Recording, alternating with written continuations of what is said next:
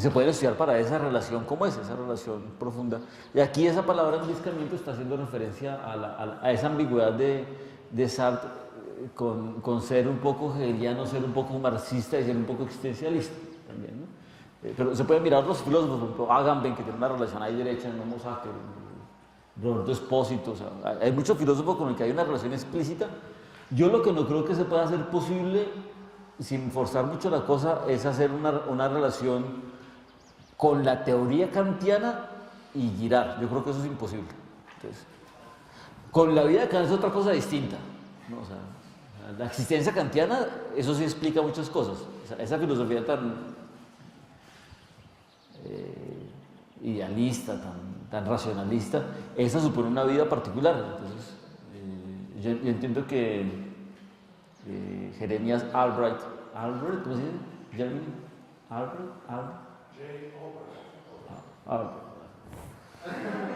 el presidente del coloquio ahora, él ha estado trabajando en la relación con Kant. Eso me dijo una vez. Él tiene un libro sobre Rousseau. En Rousseau se puede ver muy fácilmente porque Rousseau es un personaje pues muy patético, ¿no? O sea, está metido en todas las envidias, es un ser profundamente envidioso, entonces es una figura muy fácil de estudiar desde el punto de vista girardiano. En Kant no es tan fácil en los textos, ¿no?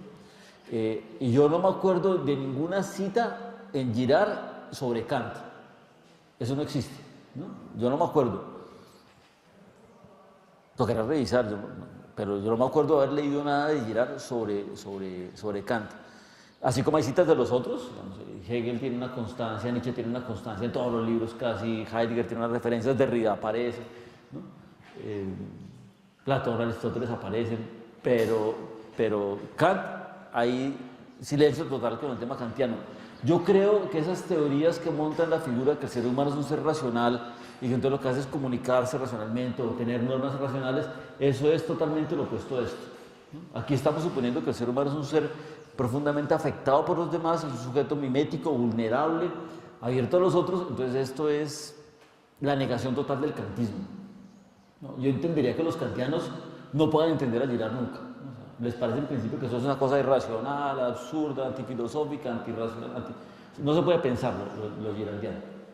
La vida de Kant se puede examinar, esa vida del tipo todo rígido, con sus clases, con su lectura, con la sabiduría del mundo a partir de leer, la relación que tenía con su mayordomo, todas las cosas se pueden estudiar, entonces uno podría ver las relaciones de Kant generando una teoría y siendo una figura profundamente mimética, eso sí se puede hacer. Entonces, en todos los casos, porque por ejemplo, él entiende que él es una especie de Newton filosófico, ¿no? Entonces, él es Newton pasado a la filosofía, o sea, ya tiene una gran figura de imitación de entrada, ¿no? Entonces, ya con eso la teoría se vuelve una teoría profundamente cercana a esto, ¿no? Esas otras figuras como Rawls, a John Rawls le dedica espacio, Jean-Pierre Dupuy le dedica espacio, esa sí le dedica a discusiones y cosas, es una figura profundamente kantiana también, por lo mismo, porque es el sujeto racional, el sujeto que habla, no sé qué, pero tiene una teoría que uno podría empezar a discutir, esas teorías del contrato social, en cualquier realidad antes uno las puede discutir desde Girard, entonces ahí hay unas cercanías interesantes, ¿no? Pero es que son un mundo sin emociones. Esas filosofías del mundo sin emociones pues son... Habermas, el otro gran kantiano, Habermas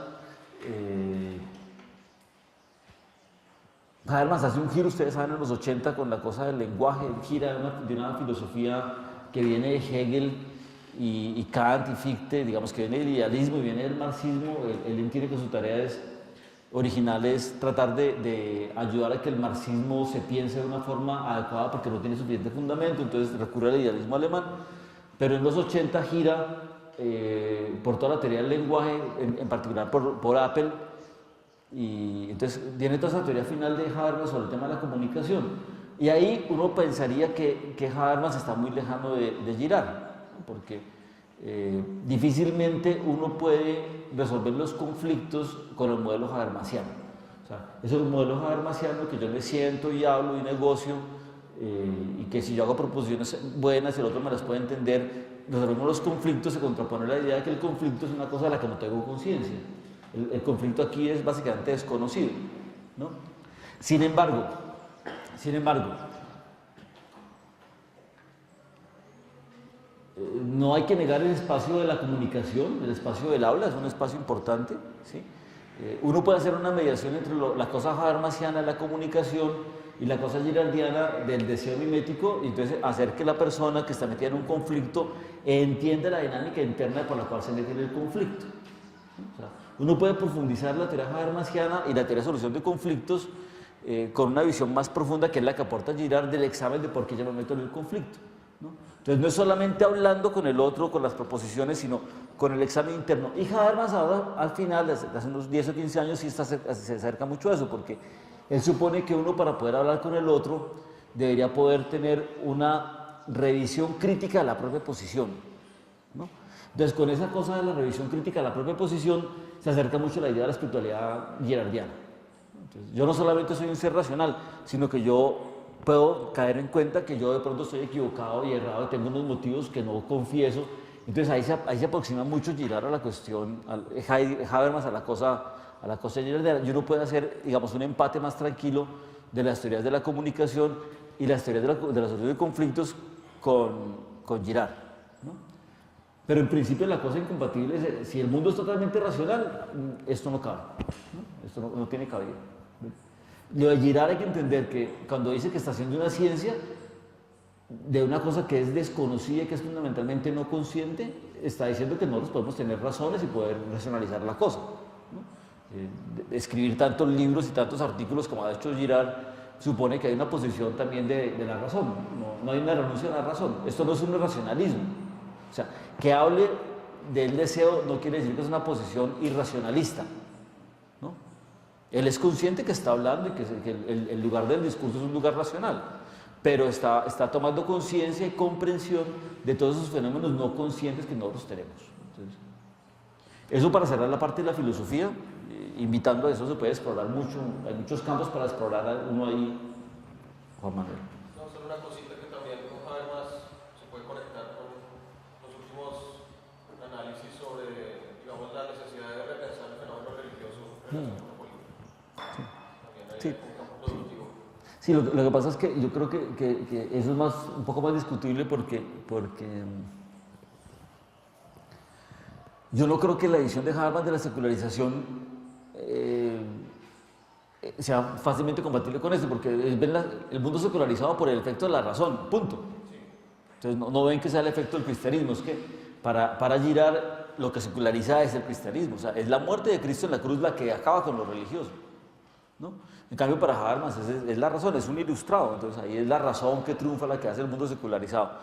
Lo segundo es que me parece que reducir lo religioso a un espacio de motivación, eso es muy triste. Eso me parece patético. Entonces, yo prefiero pensar que si uno asume la posición de Girard y trata de pensarla y ver qué hace con eso de Girard, entonces uno asume que uno es un ser estructuralmente religioso, y entonces también la razón también es una razón religiosa y no solamente un espacio de motivaciones internas acá que hacen parte de un fuero interno que yo tengo que poder poner en lenguaje público y no sé qué distinto. Es que esas divisiones de lo público y lo privado, del mundo racional y el mundo religioso, me parece que son las que son inmanejables.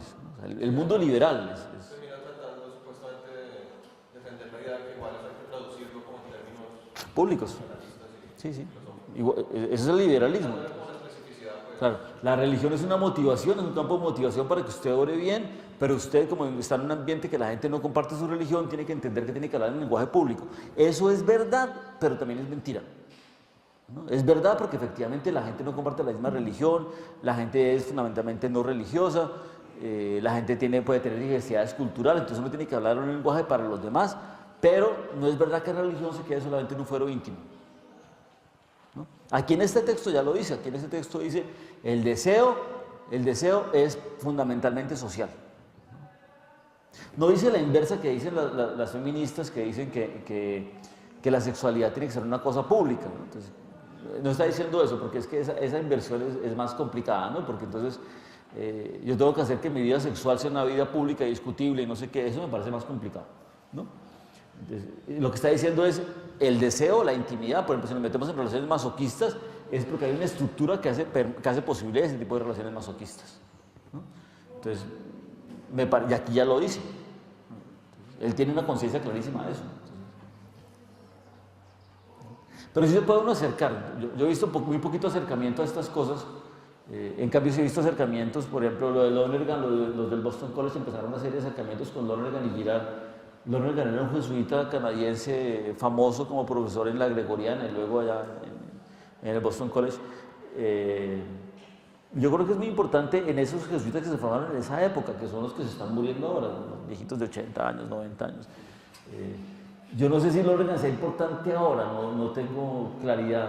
Hay una generación posterior que tiene como bordea los 60 y tantos años, donde están los que no los conocemos, Doran y compañía, pero yo no sé si Lonergan sea una figura tan trascendente en la filosofía. Creo que eso casi no se estudia en la filosofía, ¿no? Entonces, es más bien de la filosofía jesuítica, que los que leen Lonergan son jesuitas en principio y universidades jesuíticas. Yo no sé si eso tenga una trascendencia por fuera, ¿no? Yo no creo. Lonergan. Sí. ¿Tiene mucha trascendencia por fuera? Yo no creo. En el ámbito jesuítico. Es muy importante en un pequeño grupo de gente alrededor de Boston College. Sí. Y tiene una escuela entre los jesuitas más allá de Boston College. Sí. Ya hablan de eso.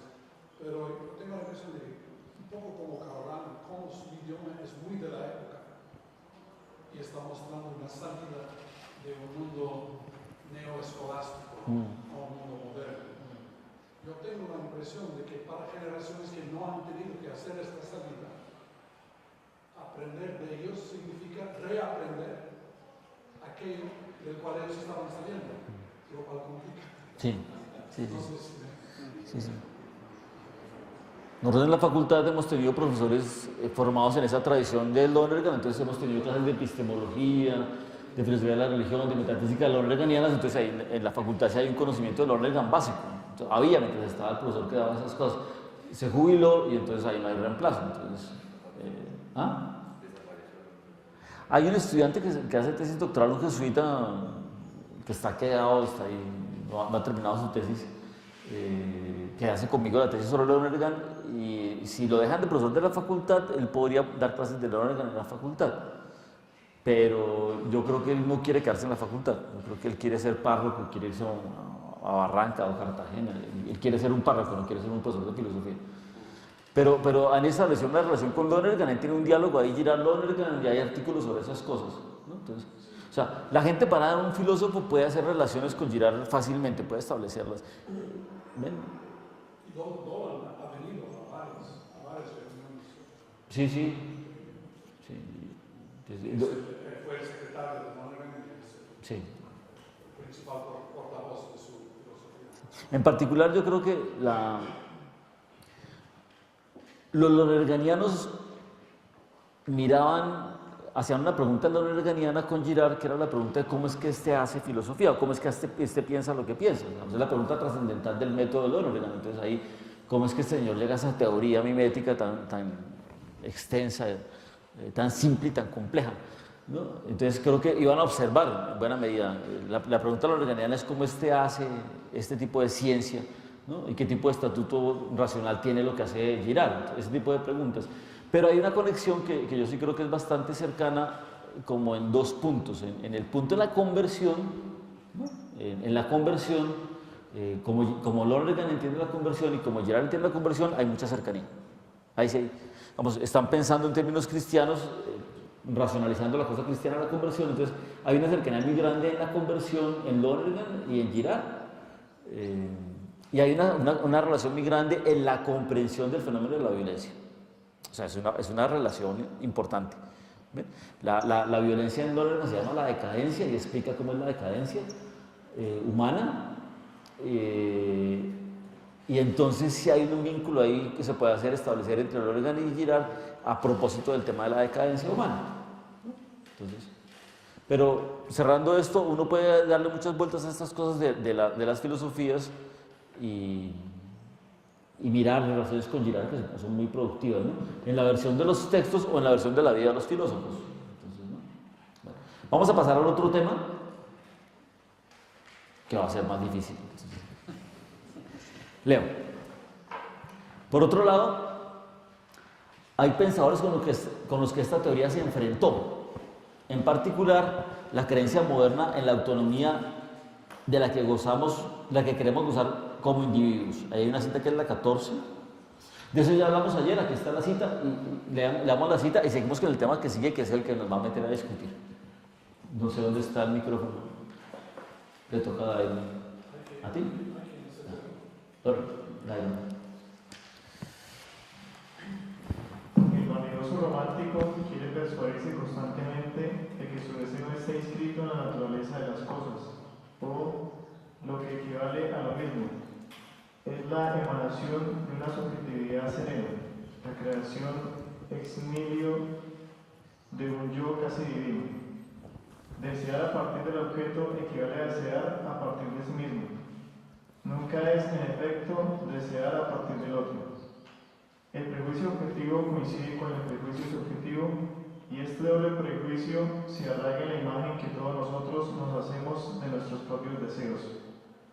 Subjetivismos y objetivismos, romanticismos y realismos, individualismos y cientificismos, idealismos y positivismos se oponen en apariencia, pero secretamente coinciden en disimular la presencia del mediador. Todos estos dogmas son la traducción estética o filosófica de visiones del mundo propias de la mediación interna. Todos ellos proceden, más o menos directamente, de esa mentira que es el deseo espontáneo. Todos ellos defienden una misma ilusión de autonomía a la que el hombre moderno está apasionadamente vinculado.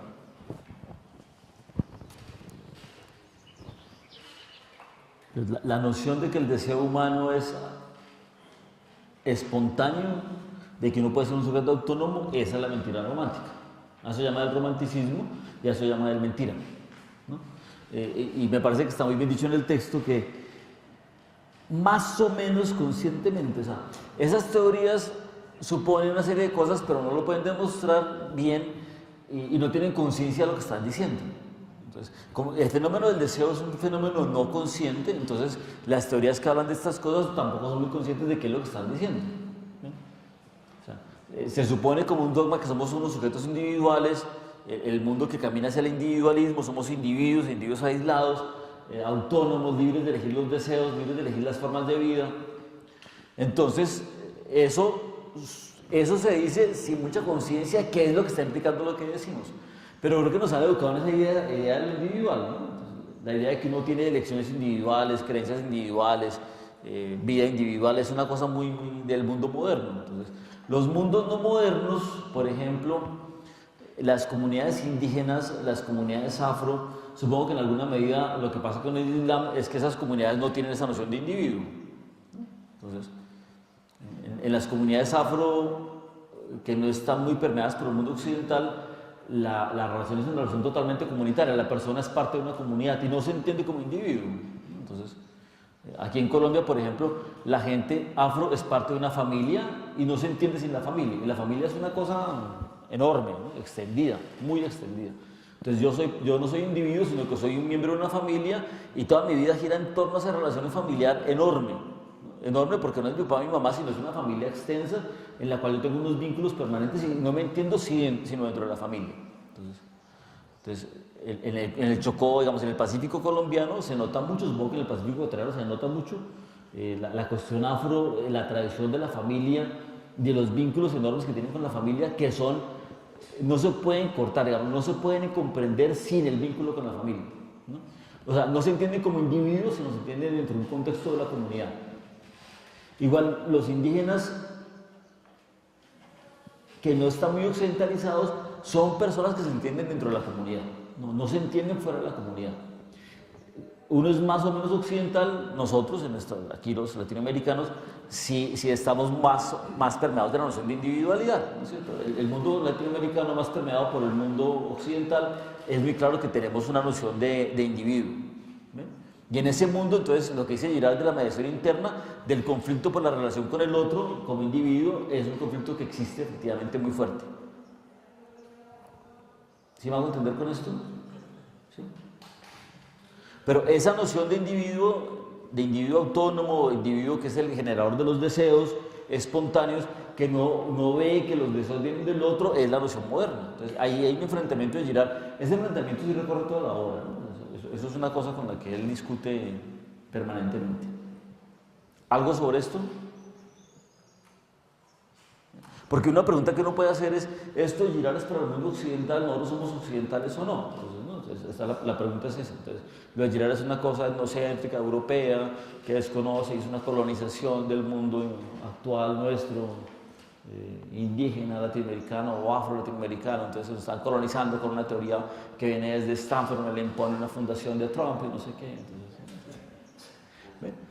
Entonces uno diría, bueno, ¿y ustedes qué piensan? Efectivamente tenemos esa noción de individualidad, estamos metidos en esa modernidad, participamos de esa modernidad. ¿No? Fíjense que Joao César de Castro, en el libro de Culturas Shakespearianas, sostiene que la cultura shakespeariana es esa que se entiende en relación con el otro. Nosotros en América Latina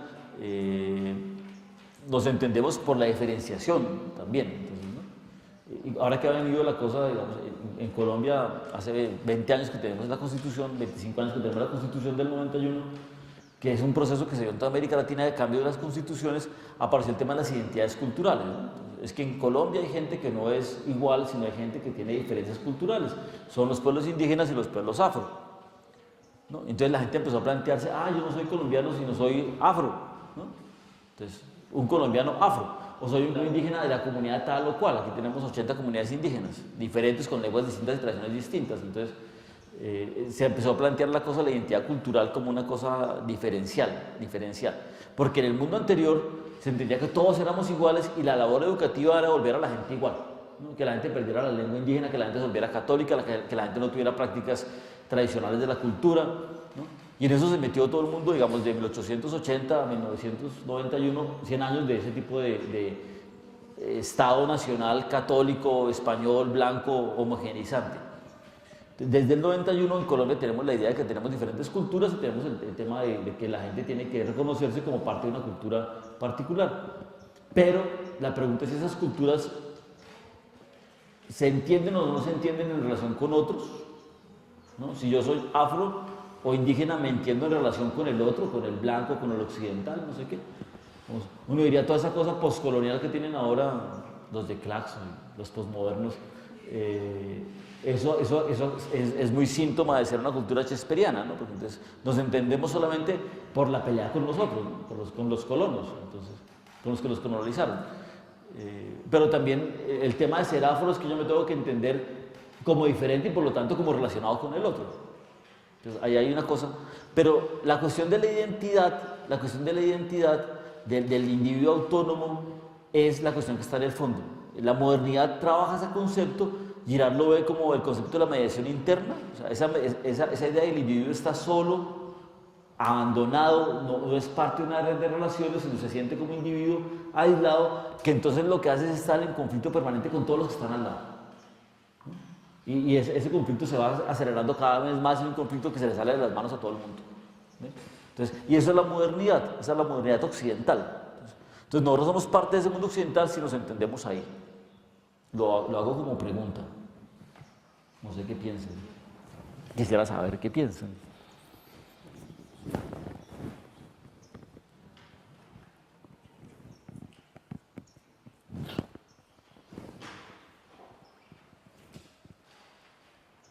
¿Cómo se han planteado el tema de las identidades culturales? Ustedes se sienten como individuos, sienten que en Colombia, en Venezuela, en Perú, en Ecuador, ¿nos sentimos individuales o no nos sentimos individuales? ¿Nos sentimos como sujetos autónomos o no nos sentimos como sujetos autónomos? ¿Sentimos que la mediación interna de Girard nos define o sentimos que no nos define? ¿Nos sentimos en parte de una cultura que se relaciona con otro o no? Sebastián.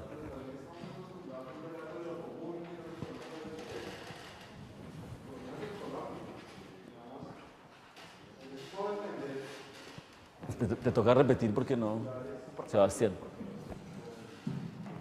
Digamos que yo sí puedo entender que el estudio de los, digamos, la tendencia a los estudios culturales, por lo menos de esto plantea de forma muy interesante Edward Said.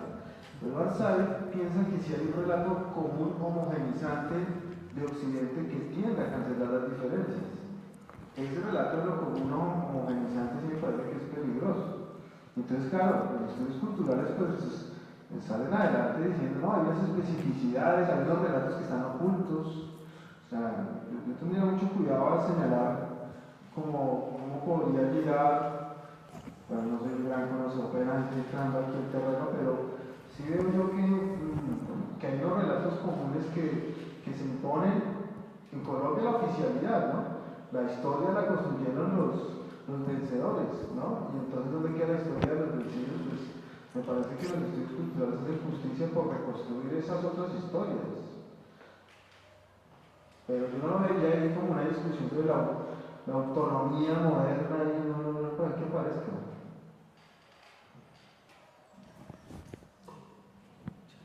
Aquí a Juan.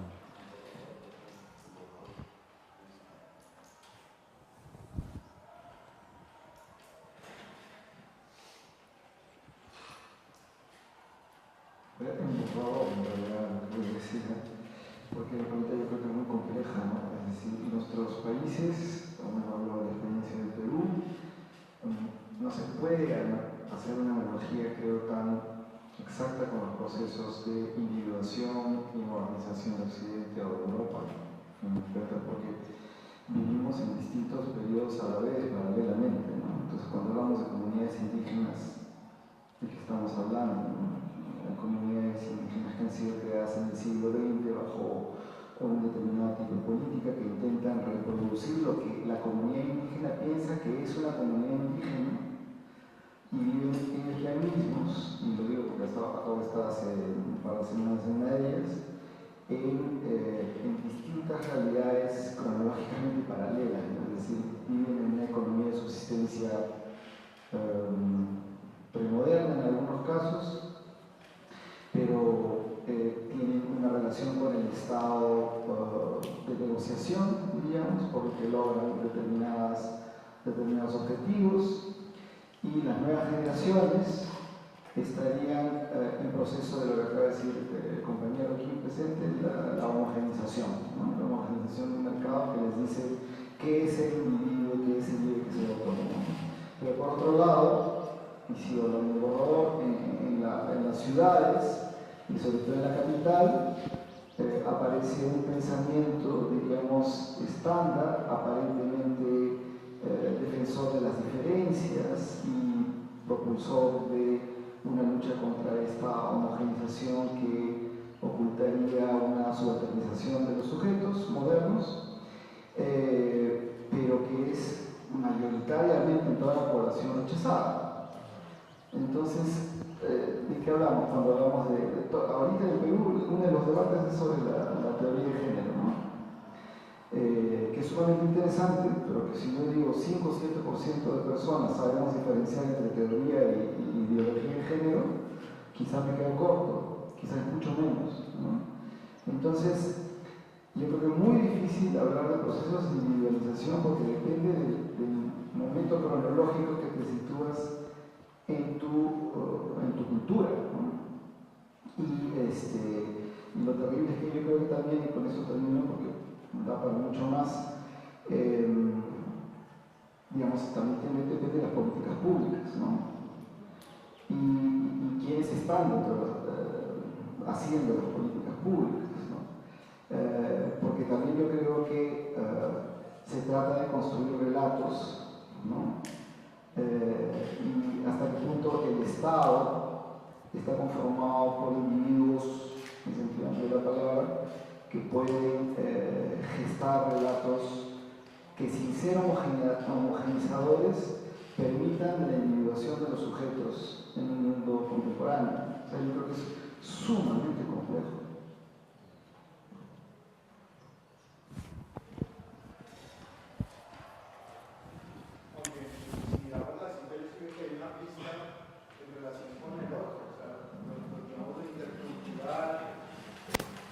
Me parece que podríamos pensar esta provocación que tú haces de de cuál sería el enfoque epistémico de las ciencias sociales y de la filosofía en la actualidad, más allá de esos enfoques diferenciadores, y cuál sería, digamos, la luz que podría ofrecer Girard. Y yo creo que cuando está pensando el otro, hay propuestas filosóficas que están pensando el tema de la interculturalidad, del diálogo entre los diferentes. Me parece que ahí sí hay apuestas.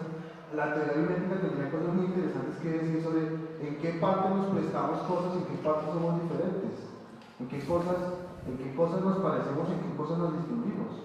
O sea, sí creo yo que habría toda una apuesta para poder pensar el diálogo de los diferentes.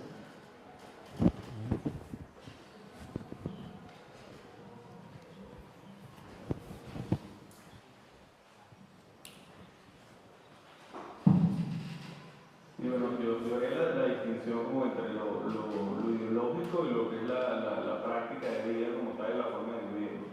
O sea, yo sí creo que en lo ideológico participamos de esa mentira romántica, ¿no? De esa idea de individuo autónomo. Y la modernidad no es simplemente algo que nos llegó totalmente de afuera. O sea, los fundadores de la independencia latinoamericana fueron sujetos protagonistas en parte de la modernidad. Francisco Miranda peleó en Francia, la bandera tricolor se dice que la creó con Goethe en una conversación en Bavaria. O sea, no es simplemente una cosa, estaba en Londres, no sé. Pero y a nivel ideológico así se conformaron nuestras repúblicas, nuestras leyes, etcétera, nuestras instituciones. Pero sin embargo sí creo que la forma de vivir, por lo menos en Venezuela, sí coincido con un centro que además yo soy muy cercano, o sea, mi centro de investigaciones populares, que en nuestra forma de vivir nuestra mesa del individuo, ¿no? Somos esencialmente hijos, con la familia matriz centrada, en relación, miembros de una familia, ¿no? y así nos vivimos, pero sin embargo tenemos la ideología de que no, que somos sujetos, o por lo menos así desde las élites y de cómo se han pensado. Entonces, un Girard creo que sirve igual para salir de esa mentira romántica. Mira, o sea, realmente así vivimos nosotros acá, no vivimos de esta manera, o sea, somos totalmente relacionales y creo que ese choque se da, o sea, los que han tenido la oportunidad de vivir en Europa, o sea, ver la diferencia como cuando uno trata con un mismo español, o sea, uno siempre está hablando en relación con una familia, con una madre, cuando uno va a empezar a contar la historia de uno, siempre uno tiene que nombrar una cantidad de personas y uno las tiene ahí presentes, mientras que con este que tú te estás relacionando por lo menos cuando te hables con él y ya, ¿no? O sea, y no sabes más de ese sujeto.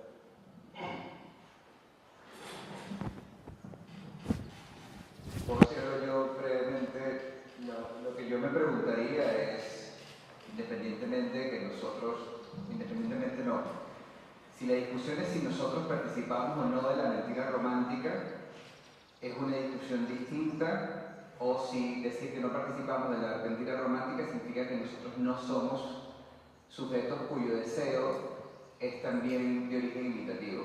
Y que entonces la pregunta sería quién estamos imitando o cómo sea nuestro proceso de imitación de manera tal que nuestra manera de practicar la vida es una manera relacional y no autónoma como la modernidad. Lo que leí de yo Castro Rocha, lo que él presenta como tesis es que nuestra imitación es europea y que por lo menos la élite cultural latinoamericana, su mediador es Europa. Con una cosa bastante paradójica, por ejemplo, el artículo que yo leí, que dos de los escritores que nosotros consideramos revelan el alma de América Latina son profundamente imitativos, explícitamente conscientes de su imitación. Son García Márquez y Alejo Carpentier. No tengo una respuesta para eso, pero me parece que la pregunta sería si decir, bueno, nosotros no participamos en la mentira romántica, eso creo que no significa que no somos sujetos imitativos. ¿Tú vas a hablar? Si me permite. Claro. ¿Qué tal? Una cosa que yo creo que no soy de América Latina, aunque he vivido muchos años en diferentes países, principalmente en Brasil y México, más que Colombia. Pero mi respuesta a ti sería, ¿cómo explicas la coyunción, así se dice? Conjunción. Conjunción de la presencia cada vez masiva y participativa de evangélicos en el sistema político, en los países, y al mismo tiempo el matrimonio igualitario. Porque los dos, a su manera, son las dos monedas de la misma cara. Y son señales exactamente de estar en el proceso de esto de valorización. O sea, básicamente en 10 o 15 años han hecho lo que Inglaterra vivió entre 1840 y 1960, para dar una y yo creo que se va muy rápido, pero no creo que haya mucha diferencia ahora en estas cosas. Pero se me hace que la decadencia de cualquier institución jerárquica con respecto a quiénes somos es absolutamente patente aquí en cualquier lugar. Aunque aquí ustedes son más corteses con las formas. Hay otros países donde son más corteses con las formas. Disculpe.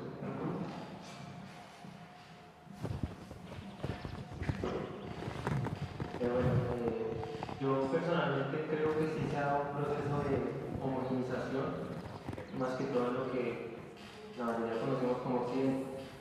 Y esto es dado pues, por las sociedades altamente productivas,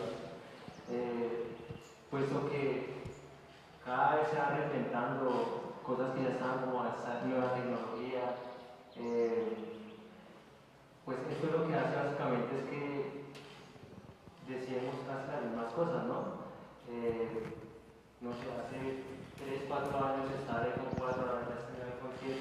Eso muestra cómo, digamos, el sistema se va renovando, porque aún sabiéndolo o no, pues están utilizando esa naturaleza del deseo humano. Y pues más en Occidente que estaba, pues, no sé, condicionado por las tecnologías. Yo creo que sí estamos deseando casi lo mismo, estamos deseando tecnología, nuevas comunicaciones, todas estas cosas. Y en América Latina, pues creo que aún más porque compartimos el idioma, las mismas creencias básicamente, y no es que sea mucha la diferencia.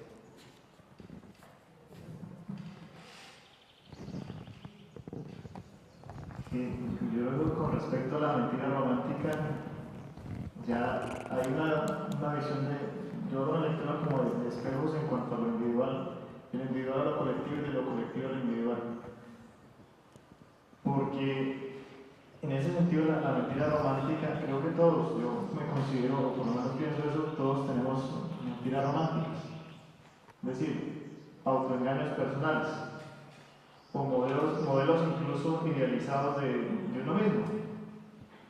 En el ámbito puede ser de lo académico o en cualquier otro ámbito, uno tiende a colocar un pedestal de uno mismo y cuando se da cuenta que ese pedestal no existe, sino que hay otra realidad con una fragilidad o con ciertas falencias de uno mismo como ser humano, pues uno dice, me estoy dando de frente con lo que yo soy. Pero esa individualidad se ve permeada obviamente por los fenómenos colectivos. Entonces, en ese ámbito, yo también estoy haciendo una réplica o una imitación de los modelos que son externos a lo que yo encuentro en mí mismo. Es común escuchar que siempre se diga que los modelos europeos, o que en el caso colombiano uno escucha mucho eso, que Europa es mejor o que Estados Unidos es mejor, es que hay que salir de este país porque este país es lo peor, entonces yo quiero ir a otro lugar, tener otra experiencia. Entonces siempre está como el anhelo de que lo otro es mejor que lo que hay aquí, o lo que yo tengo. Ahí yo sí encuentro que la cuestión está en que hay una imitación de querer lo que los otros tienen, pero a la hora de la verdad también hay una imitación de la otra lo que nosotros tenemos en cuanto a la construcción de identidades, porque viene alguien acá, un extranjero, y le parece magnífico la variedad que hay aquí de colores, de verdes, de frutas, de producción de una cantidad de cosas. Entonces se convierte casi en una dinámica de espejos en cuanto a la construcción de la identidad de querer lo que los otros quieren y a la hora de la verdad también el otro quiere lo que nosotros tenemos. Y eso me parece que es un fenómeno bien interesante a la hora de abordarlo, a la hora de mirar la mentira romántica en la que de alguna manera todos estamos metidos en diferentes escalas.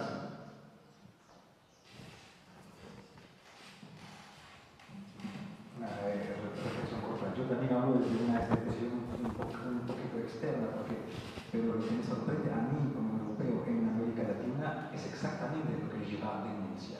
Es esta idea, es la misma idea que exista algún modelo europeo, y que sería un modelo autónomo, etcétera, etcétera. Y hace años un colega ecuatoriano mío escribió un libro que se llamaba Lógicas Andinas, en el cual intentaba demostrar que las lógicas andinas no tienen nada que ver con las lógicas que él llamaba europeas, con las matemáticas, etc. Y le hice notar amicalmente que pensar que la matemática es algo europeo es una mentira romántica brutal. Son mucho más árabes que griegas. Entonces, el mismo modelo como tal de decir, digamos, Europa es una ilusión romántica completa. Basta con leer Platón para ver que la filosofía de Platón está invadida de temas asiáticos, de temas indios, de temas egipcios, etcétera, etcétera, ¿no?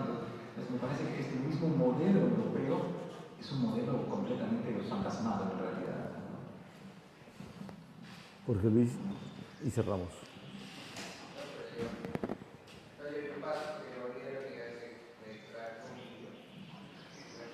Miren. Pedro Enrique Sureña hablaba de la imitación como un elemento fundamental de América Latina, pero yo me pongo a pensar desde la literatura. Yo estoy estudiando a Clarice Lispector, por ejemplo, en Aprendizaje o el libro de los placeres, y ella toma la figura de las sirenas, pero en realidad mediada por la tradición alemana también, en fin, ¿qué creamos los latinoamericanos desde los referentes europeos, que a su vez tienen otros referentes, como ha dicho Stefan, ¿no? De asiáticos, africanos, en fin, pero que los han reescrito, y también en América Latina se reescribe todo eso. Entonces, cuando se hablaba de Alejo Carpentier, por ejemplo, la novela así fundamental de él, La consagración de la primavera, trabaja sobre qué se hacía con esta música, primero, bueno, esta sinfonía, en fin, después el baile, y qué hacen los cubanos con esto. O sea, ¿qué hacemos los latinoamericanos con los modelos europeos que nosotros hemos recibido primero como una implantación y luego lo hemos aprendido